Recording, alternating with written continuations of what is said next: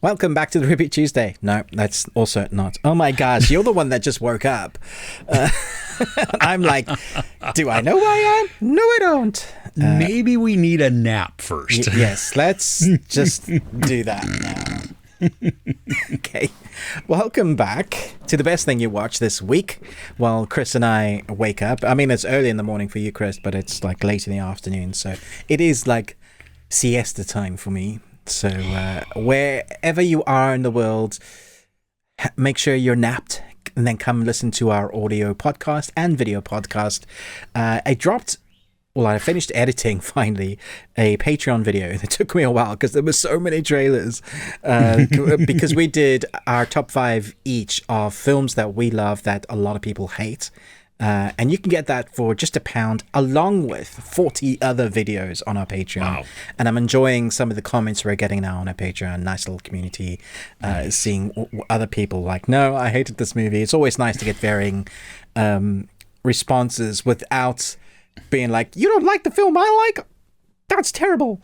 You know, like we can like different things. Wow. No, you're talking crazy now. That's not allowed. We're going to have some interesting news because like every week in the entertainment news, it's just, there doesn't seem to be a week where stuff doesn't hit the fan. It just, Hollywood is a giving bundle of sometimes not joy, sometimes just of confusion. So that's in our audio segment that's exclusive with the reviews that we'll do for audio as well, which is a review that, a movie that Chris hasn't seen this week. I'm excited to talk about with Chris. You've just seen it this week? You've just seen it? For the first time, I just watched it, yes. Oh my God. I did watch it, though. I'm sorry. We are talking about what we are looking forward to. So we've got actually some interesting things coming this week, which I'm excited to talk about. Excited? Please, can I have some more, sir? So pretty. Excited? Go, blimey. We also do movie quote quizzes, which Chris will tell us who won in a moment. And then I presume you've got another 3. I'll do a question, then we'll get started. Chat to us in the comments. We love having you here. If it's your first time, welcome. This is, it should be lighthearted and fun. And sometimes we go off on a tangent.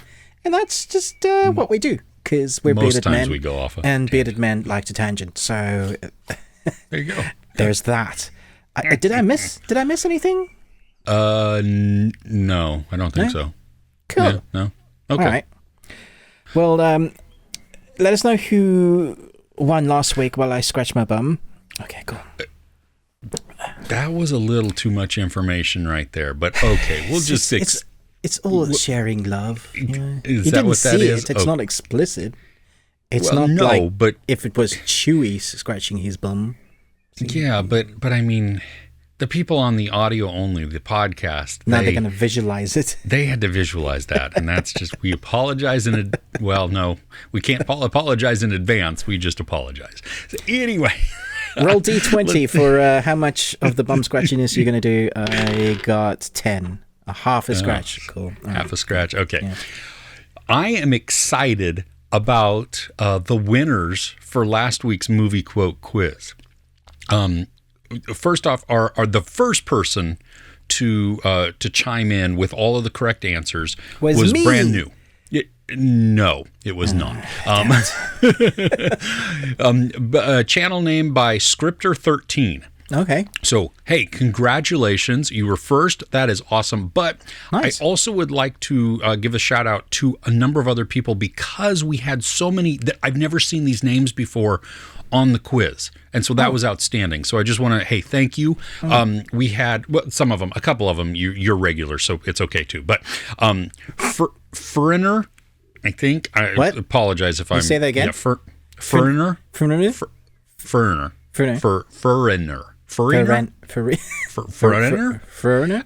Yes. Nostromo, our Aussie. Patrick Regan,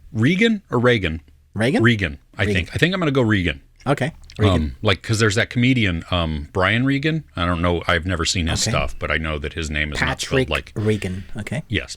Anyway, now this one, I love the channel name, and so it makes me happy just to say it. Okay. The Bunny Dojo, Rabbit Care, and Bun Fun. Oh my gosh, it's long and really it's brilliant. Yeah, the Bun Fun part is the thing that gets me. Fun. So the Bunny Care and the Bunny Dojo. The Bunny Dojo. Wow. Rabbit Care and Bun Fun. Wow, that I'm gonna is have to a go to tongue the channel twister. just to see what they do. Yes, because my guess is it's rabbit related, which is always cute and everything. Which is great. Yes. Yeah. Yes. If it's not, I'm going to be very disappointed. It's all about dogs. Or goats. Oh my gosh. I mean, goats are fun, but yeah. Yes.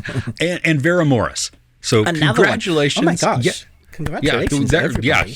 A huge, which means I was a little too easy. Well, I got one, so... Okay. Well, the theme was John Carpenter movies. Yeah. I mean, like one of my all-time favorite directors. Well, and at the beginning, it could have gone Kurt Russell movies because the first one was Escape from New York. Yeah. The second quote was from The Thing. So that's leading you down, either John Carpenter or Kurt. What's his name now? Carpenter? Kurt Cobain? Yes. Carpenter Kirk? Yes. But John? The last one is my number 2 horror movie of all time. It used to be my number 1, and then Hereditary took its place. Yeah. But In the Mouth of Madness. Right. So I would not have guessed that because I don't think I've seen it. Yeah. I've just found our movie for next week. I don't want to. You can't stop making me watch horror. It's so good. Okay. Anyway, are you ready for this week's? Yes, let's do it. Okay. There's a theme. You're going to get at least one of them. I know you're going to get at least one of them. That's what you say every week. Okay. Well, here we go. Okay. All right. Enough. Me just blabbering on. Let's get to it. All right. Excuse me, can I have another order of fries? Because my friend here is fat. Amazing. Okay. We quote this one at home all the time. Do you? Yes. Great movie. Do you quote it when you go to like a... We don't quote it not necessarily out of the house, but yeah, definitely, especially when somebody eats. You go...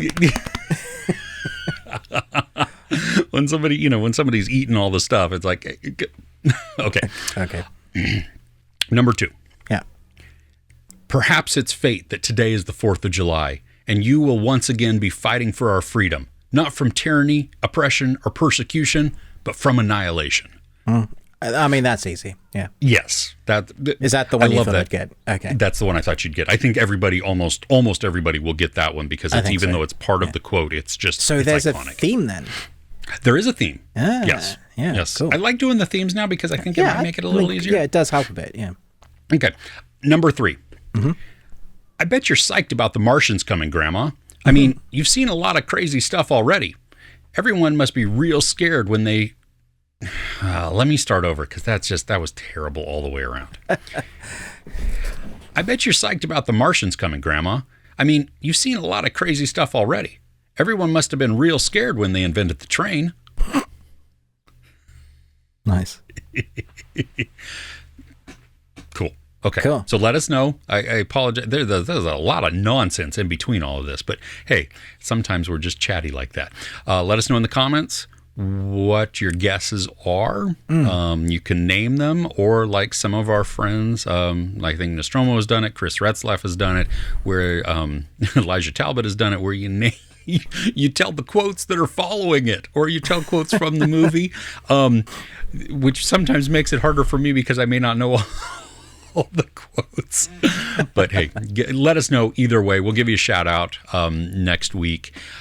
Ruben, what is your question for the week? It's more commentary, and then you can just comment on it and people can let us know in the comments.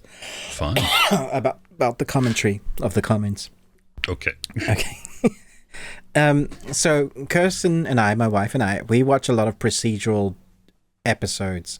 Like at the moment we're watching Castle. We're like season 6, which is Nathan Fillion's detective series. Oh yeah. He's the author, and he tags along with Detective Beckett. And this conversation got going between us, which is interesting. And I don't know if this is the same thing for you that you'll pick up. but we've noticed through watching too many TV series, but I would say this is worldwide an issue. Because I noticed it in British TV series as well, but I don't know how you get around it. So if you have a TV series that is procedural and you have like your episodic reviews with a major arc over it, whenever you see someone that you know that isn't part of the normal cast, especially if it's detective or who's done it or drama that you need to figure something out, you know who the person is, because if they're slightly famous, like in the TV industry era, you'll see their name pop up in the credits, or you'll see like, because they might start some series start with like showing images of people in it, or even just the name, or you'll see someone literally like in the beginning, you'll be like, oh, that person's in it, oh, they're in it, oh, he did it. We noticed that is a tried and tested thing, like almost every single time when it comes to TV. If there's someone slightly famous that isn't part of the recurring cast, they probably are the killer or the who's done it. Do you think that's more so because you're watching older episodes and now these people have become more famous? No, because I've noticed. I mean, yeah, there is there is part of that. Like when you watch an old movie and then you see like that person's in that now, that person's in that now. But when it comes to TV, we see it all the time. Like it's almost disappointing that the writers don't figure it out, and they're like, let's get this person in, but make them not be the murderer, because that would stump me. Because if it's a guest role, it's too easy to then think, well, it's probably them, because they probably won't be back on the show. Yeah, unless they're the victim. Yeah, unless they're if it's a crime procedure. If it's a crime one and they're the victim, they'll die at the beginning generally, and then you got to figure it out. So, yeah, that's true. That's interesting. Yeah, I hadn't. As you know, I'm a huge fan of American TV shows. So, but even British stuff, like I'll be like, oh, they're in it, but they're not part of the cast. They're definitely the person. Which for British shows can be even worse, because they do miniseries. 6 episodes, and they could be the main villain of the whole thing, and the story wouldn't have alluded to it. But because they're in it, you're like, yeah, god damn it, it's them. That is curious. Maybe going forward, this will be fixed. I don't know. Probably not, though, because part of what makes these work, right, is the formula. Yeah, exactly.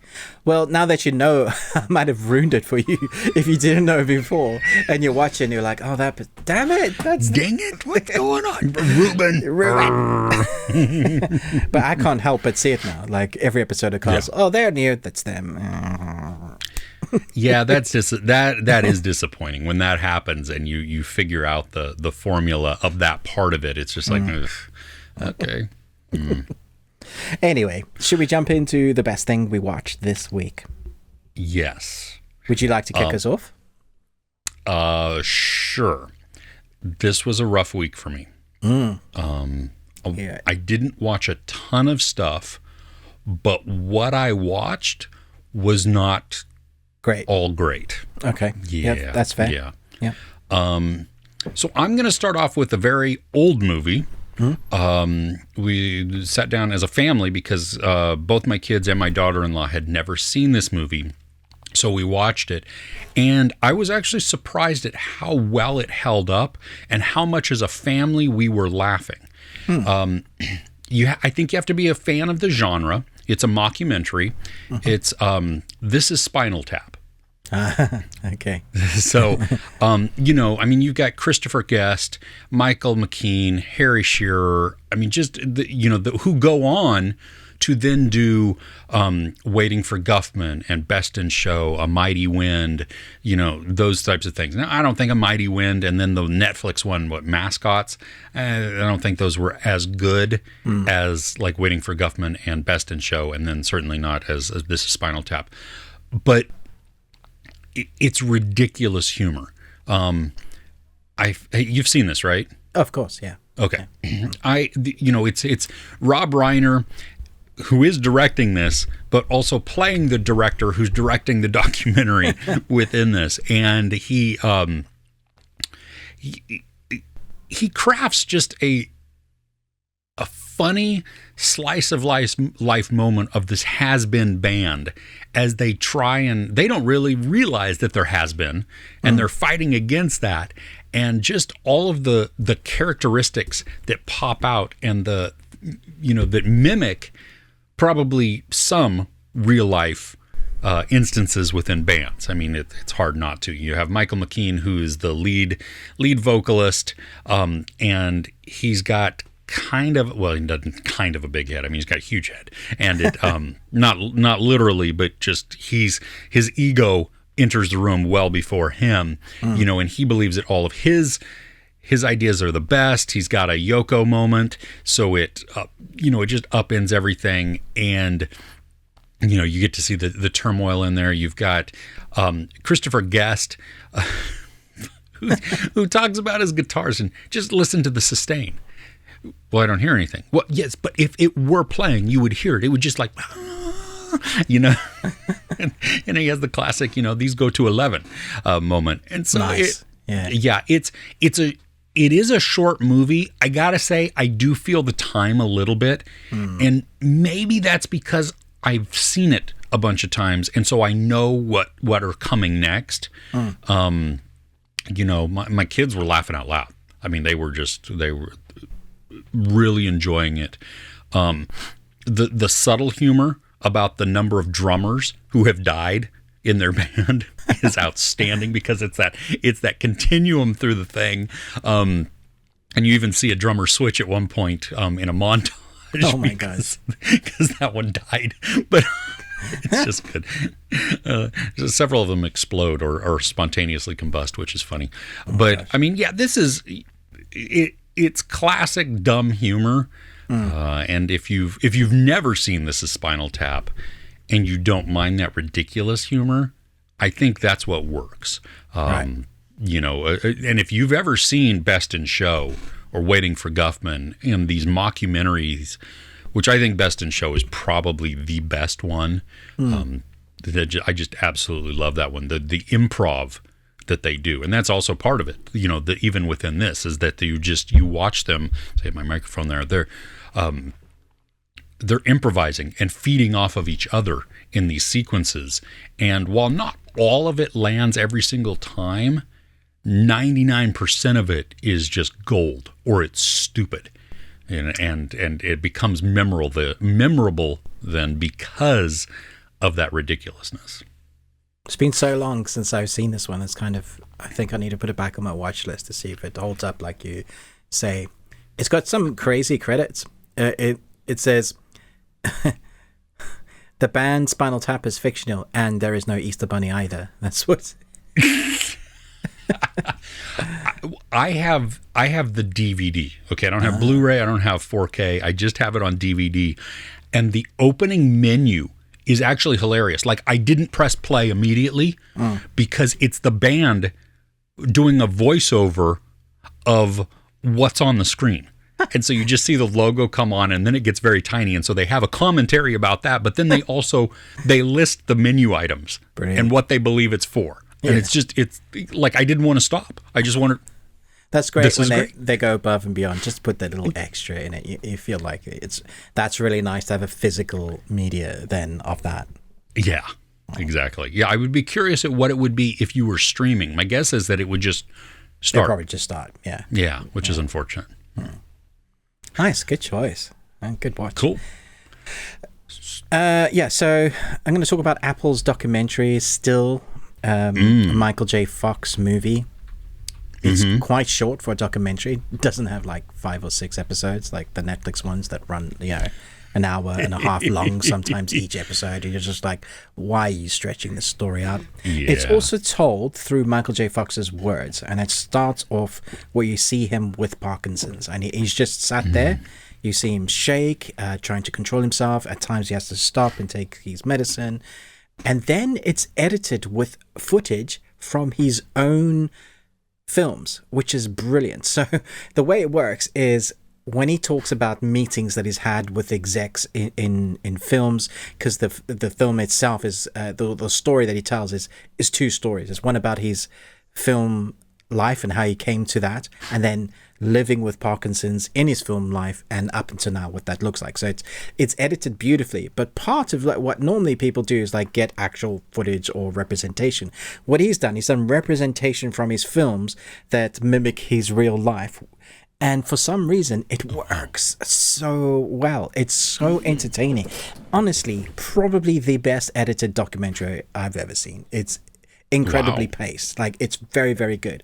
And then the story, I can understand, even in my comments, I had a few people saying, love Michael J. Fox, don't know if I can watch this because it makes me feel sad. And I get it, but I don't think that shouldn't be your takeaway from this. This is like one of the big positives about this documentary is that he when people ask him, even in the documentary ask him, Michael J. Fox has Parkinson's and blah blah blah, is unable to film, and he just goes, well, that's boring, isn't it? And his mission is to defeat it as much as possible and for future others, which is why he's like connected with Ryan Reynolds and the Parkinson Foundation. He's put some money, but just in himself as well. He's continued acting as much as his ability. He's now embraced his Parkinson's being part of his character. Sometimes that's even part of the character that they have, like the Good Wife. He was a lawyer in that, and he's character used that to win some court cases to get some sympathy from the guys on the stand. What do you call them? The jurors, which is hilarious, and in his perfect comedic timing way. But it's also quite sad that he felt the need to hide all of that, and he's quite real with it. It showcases sometimes him not in the best light, which makes it all the more real. So there are moments that he learned to pop certain pills that would stop his shaking so that he could continue doing work. There are moments when it was exacerbated because he was doing Back to the Future and Family Ties at the same time, filming back to back, and he's having like 2 hours of sleep a night for 4 to 6 months. And so that's, if anything's going to exacerbate that'll be that. And so he incorporated like the shakes as part of his acting things. Now if you go back and watch, you'll see him holding something and make it like part of his exuberant, always moving characters, which is interesting now going back, because now there's a bit of a sadness that shadows his work, because you're like, dude, I'm sorry that he was going through that, but at the same time he gave us some amazing performances, not just with Back to the Future, but really deep, heartfelt dramas that you can go back and look through his catalog, and since then has been a champion in his working and Parkinson's. It's a realistic look at not just him, but also his family, his wife that has been with him through thick and thin, and his kids, how they react to him, how he is just dad, not dad with Parkinson's. And so like they can joke about Parkinson's around, they can mess with him, or he can mess with them. But then realities of, falling over because you don't have the balance or you can't walk properly. All of that is in there in a nice tight little package that's really short and is going to be like a film I probably will go back to. I've read the book on him, and this, I think I heard someone say that information is all out there about him, but it's nice to see it contained into one story, but also from his words, because secondhand you never know whether it's accurate or it's telling the truth, but seeing him say some of the things, you're like, oh, that's cool. Honestly, it was great. Very, very good. Nice. That's actually on my list to watch this weekend, because I just didn't get a chance to get to it early. I think it's awesome too that excuse me, like in The Good Wife, because he has made his diagnosis public, he can incorporate it or remove that mystique and that what's the word I want to use? Well, it's like the first time you see someone. I remember the first time I saw someone with no arm acting on screen, and I was like, that's so cool. Or how people who are deaf or deaf and dumb are signing, and that's just incorporated as the norm. And that was the first time I think I'd seen someone quite like with Parkinson using that as a characteristic, as a character, but also acting with it. Is that what you were trying to say? Yeah, because it removes that stigma. That's the word that I was looking for. And then allows him to just to be. You know what I mean? And he's not then like making fun of it. Exactly. I mean, he can use it as a humor tool, but he's not. It's not like a character is playing somebody with Parkinson's, and that could be taken as maybe offensive, you know. But if there was ever anybody that could, it would be Michael J. Fox, who has Parkinson's, could make fun of Parkinson's. Yeah. Well, exactly, right? I mean, that allows him that ability to do that and to joke about that. Sure. That's cool. I am curious now, though, to go back to some of my films that I like him in and see if I can see that in there. You will see it, yeah. Like, because I love, I think one of my favorite ones of his is Doc Hollywood. Yeah. I think you'll see it in there as well. Okay. Yeah, that'll be interesting. When you're watching the documentary, they have multiple clips from different films, and you see it, and the reason he showcases, he shows it. Say this was the reality for me.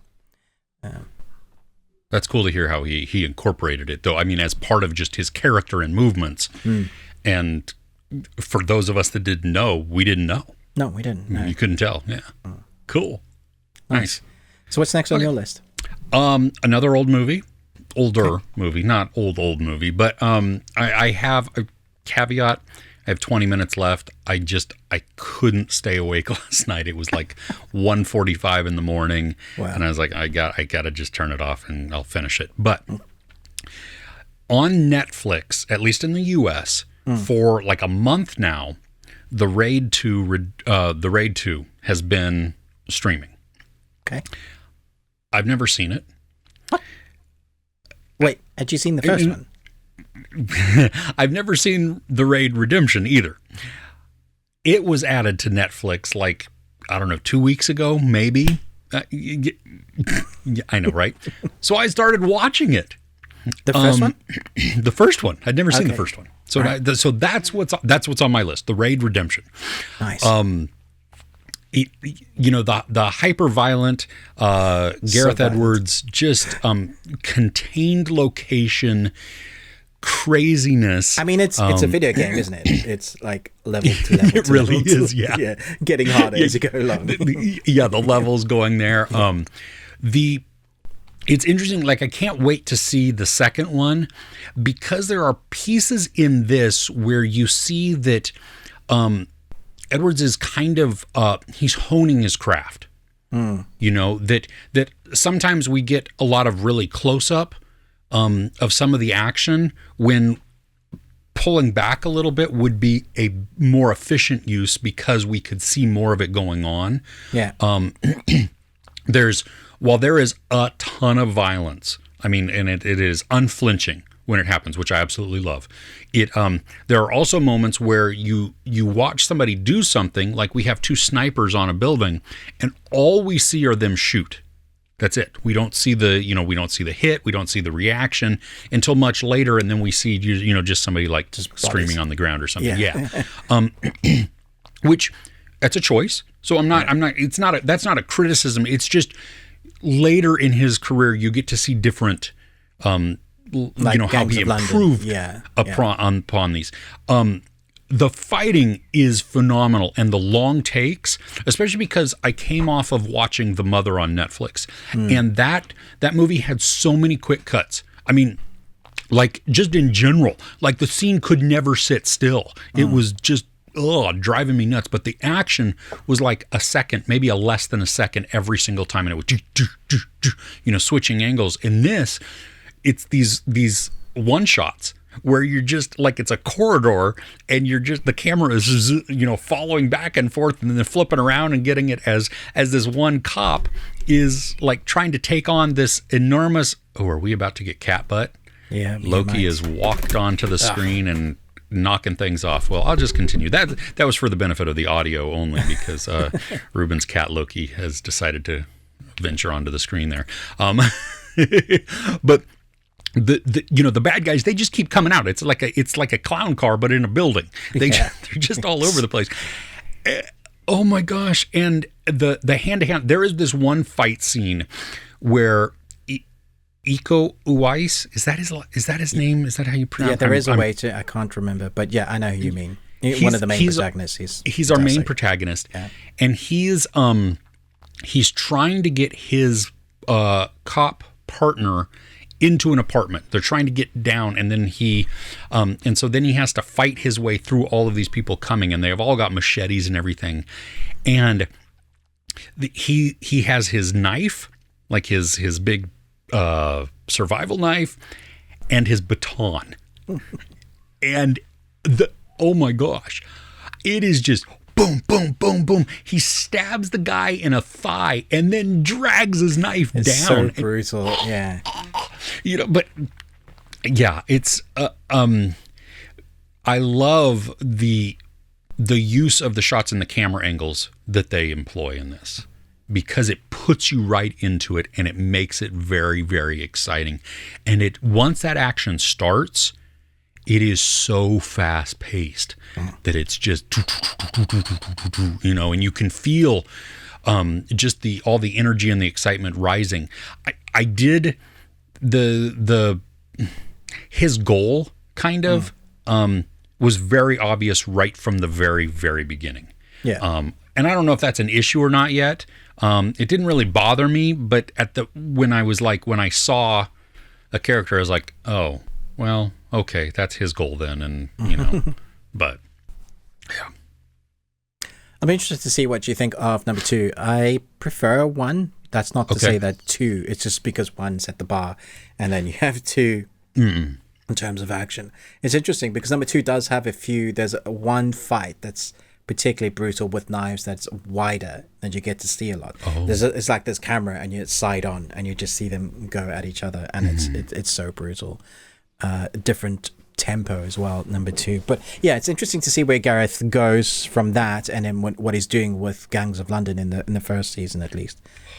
Just an amazing action choreography. It's just great. Yeah, I'm so glad you finally saw that. Me too. I can't believe that it took that long, but whatever. Oh, but you still need to finish it, hey? I still need to finish it, which I will, and then I'm just going to dive right into number 2, because my luck would be that Netflix would just say, "Oh, this one's gone." Just take it, yeah. Damn it! Nice. Oh, okay. What's next on your list?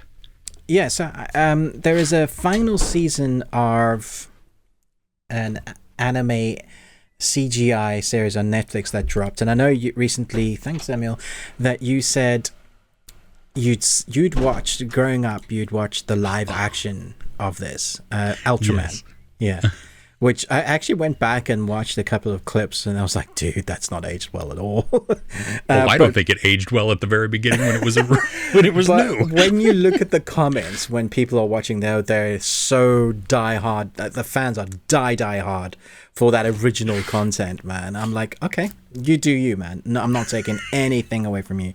You like that original stuff, that's great. I know I like some poo, so there's, everybody's poo, somebody's gold. Yes.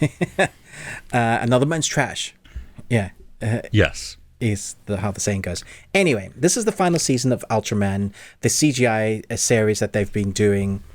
The story has been growing and growing. I actually think that this season was the best, which is so great, well, for me at least, because it finishes on a high. It felt like a love letter to the fans. There is one major drawback, and I was building Lego while I was watching, so I had the dub on, so I was listening, and then build a little piece, and then I watch, and I build a little piece, and I watch. The dialogue is not great. It's really hammy, cheesy anime, but doesn't really build the characters. Like, the characters are what you get. Gruff, angry guy is gruff, angry guy. Moody teenage kid is moody teenage kid. They don't have a lot of depth to them. But that's okay, because they've spent some time building that depth and characters of the first 2 seasons. So really, we get 12 episodes, not a short season. Oh, wow. And they're all over 25 minutes, just under 30, so longer than like the average 20-minute anime piece. But the action is where this stands out. Like, some of it is so good and colorful and creative. I said in my review, it reminded me of some of the fight scenes that you get in the latest Dragon Ball Z when Kakarot goes full God mode. He goes to Ultra Instinct. There's so many memes about it when he goes white instead of blue, and he's able to meet this main character. And the fight scenes in that are some of the best animation I've seen in fight scenes. So good. Here, they managed to take some of that colorization and the way it's framed, the way it's looked, and you get to see it, which is excellent. Like, because sometimes it can be, anime does this thing where it's so fast you can't see it. They'll do that, and then they'll go into an action scene where you'll see a punch go slow and the jaw will go, and they'll just there are a number of incorporated fight scenes where our characters and heroes don't even have their suits on, and so it's hand-to-hand combat.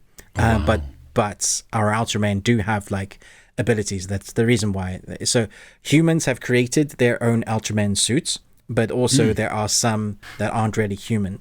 What I liked about this story is they started incorporating some of the alien races storylines a bit more and some of that lore. I didn't see the twist coming, which blew me away, because there's a storyline that they've been building from season 1 that I had no idea that they were building. I just didn't know it was a thing. And then at the end, I was like, how did I not see that? like why? And I'm spitting so much on my screen. I can't see it, so it's all good. This is like spray. I'm gonna need some wipers. So it was a lot of fun. I think it finished on a high. It felt like a love letter to the characters. Visually vibrant, a lot of fun, silliness imbued with the dialogue, but I think that's okay. I think if you've enjoyed the first 2 seasons, then this should make you happy. I've seen some comments where people are like, yeah, I don't really like this. I prefer the original. That's fine. But especially for those that have heard about Ultraman but never know anything, this is your first foray into the Ultraman world. This is great. Unfortunately, this is the finish. This is their trilogy of that storyline. What's weird, because it even says final, right? It says final. Like, if you watch the trailer, it says final. There's an end credit clip scene that alludes to more story. So in my review, I suggested that maybe this story is done, but they could take it elsewhere, which I think could be a lot of fun. Where I was guessing where they could take it, that could be an interesting storyline to go. Because Netflix do this occasionally. If it's popular, they'll do their trilogy and then suddenly do, hey guys, can we do more? And the guys were like, oh, okay, I wish you told us earlier so we could have incorporated but we'll write more stories. So the Dragon Prince had a complete story arc of 3 seasons, and then suddenly we had a 4th one, and that had a bit mixed feelings of like where they're taking the story. So it'll be interesting to see, because there's that end credit scene. If they weren't thinking they were going to get more, then they shouldn't have had it in there at all, because it just opens up so many doors. So that leads me thinking we might get more. That was going to be my question too, is like, does it end satisfyingly? Does it provide a good resolution to what you have been watching? Okay. Yeah, so they should never have added the middle credit scene unless their plan is to do something with a different storyline. Yeah. Which I think that would be exciting too, because that allows them to take it in a completely different direction. Exactly. Right? Yeah. Okay. Yeah. Nice. I have nothing else this week. Wow, dude. You didn't even do anything new this week. That gives you an insight into what I watched. Okay. Maybe you'll have more to talk about in Pooh segment. Oh, I do. Oh, okay. That's going to be fun. Yes. I have one more to talk about. Oh, yes, please. Cool. And you should be jealous about this one. Oh, no. So, you mentioned last week that you were going to try and see if you could watch some UK stuff, because Sky Cinema had a film coming out. Called Deadshot. Now, I actually haven't managed to review it separately, so I'll just review it here, because I just didn't have time. But my goodness, this is tense and depressing and great. Deadshot. So it's about a border ambush goes wrong as retired Irish parliamentary witnesses the fatal shooting of his pregnant wife by British Sergeant Tempest. Now wounded, he is presumed dead. He escapes, taking his refuge to the dark and paranoid streets of 1970s London. raw and suspenseful is. That's the synopsis, and it's 100% accurate. My goodness. So even though this is in the 1970s, this is still very raw and real for both sides, because the IRA, there's been fighting for a long time. And so they've taken a story that's very real in the hearts of people. Some people would have experienced this firsthand. I don't know if this story is particularly accurate, but the actors that portray it, you see both sides. So here we have one side, the guy got caught up in becoming violent because they believe in the rights, they believe what they're doing is right, but obviously people in Britain wouldn't, blowing things up doesn't, it's not bringing peace, it's not bringing things back to people. But I don't want to get into that. I don't know who's right or wrong. All I can say is what this film portrays, and so you see it from both sides, which makes it hard for you to know who to root for, because there's a moment where, like it says in the synopsis, it basically starts with this guy escaping his violent life. He's taken his pregnant wife. She's literally a couple of weeks away from giving birth. They have an amazing relationship. It's a beautiful kind of start, and you really are rooting for them. You can tell that he's had a violent past just by subtleties of showing it but not telling us. Like, he's got a gun, and she said, I thought you were going to get rid of that. And he said, I swear I'm going to get rid of that. That kind of thing. He gets to a roadblock, and this is where the film really starts. And she tells him, go escape, because they will arrest you. We'll meet up later. And, never did they think they were just going to open fire on a woman in the backseat. But because there's some movement and they know about his past, she gets shot and killed. So now it's a vengeance storyline, because he loses his wife and unborn child. And that's where we start from. Then we go to the guy who did the shooting and why he did it, and he gets roped into this special team in Britain to take down terrorists that are in Britain, in London, at the time, that the height of where you had the IRA bombings, and when they got heightened, and the kind of terrorist activity that was there for that. And you get to see how that affects his personal life with the people that he loved, and it just becomes this almost heat, heat where you see the two sides of both stories and you don't know who to root for, because Heat has that. It plays with your emotions. I think those stories are great, because so often the bad guy is just shown as the bad guy. But here we have the bad guy, but we kind of get why he's the bad guy. But also, how do people become those bad guys? They're placed in situations like in Africa, kid soldiers are forced into becoming kid soldiers or they die. Like, what do? You want to live. You totally get it. What you're doing isn't necessarily right, but you don't know how you got into that life. So I think it showcases that balance of that well. It's also filmed beautifully. 1970s London, gritty, dark, atmospheric. The camera isn't handheld. It's kind of shaky, but it's not shaky like, oh, this is me running. It's just places you in the zone. But then every shot has atmosphere, some neon lights here and there. It's definitely a film I want to go back and watch again, because it's so gritty, it's so real. But at the same time, I don't want to go back and watch it again because it's so gritty and it's so real. Oh, yeah. Mark Strong is in it, and he plays a guy I don't really like, a user, but he's fantastic in it. Our two main protagonists have atmosphere for days. When this comes to the US, definitely put this on your watch list. It's very good. It reminds me a bit of The Departed. Okay. I don't, at least according to IMDb, there is no UK release.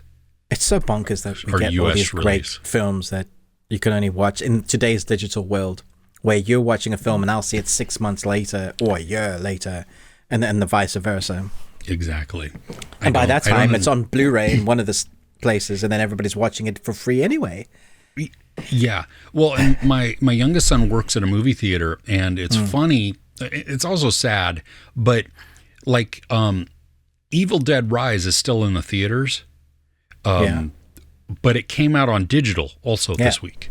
Yeah. So everybody's streaming it for free now. Yeah, which I don't understand why, if it's doing well in the theaters, why in the world would you do that to yourself? Yeah, give yourself a few more weeks before you put it on digital. They're so quick right? now. It is, yeah. Yeah. But then you have those ones where it's months later and it makes no sense. Like you guys got, what, Puss in Boots? Months later. Yeah. Like in February when we saw it, like in November or something like that. Yeah. Okay. Yeah, well... I'm glad that you got to see this. You suck, and there you go. I wanna watch it. So yeah, it's ready. Yeah. Cool. Okay. Nothing else. You good to go? Yeah, good to go. Yeah. Okay. Well, hey, we thank you for joining us. Don't forget to like, share, subscribe. Ruben with the Ruby Tuesday. Me, Chris with Movies and Munchies. We have a Patreon opportunity.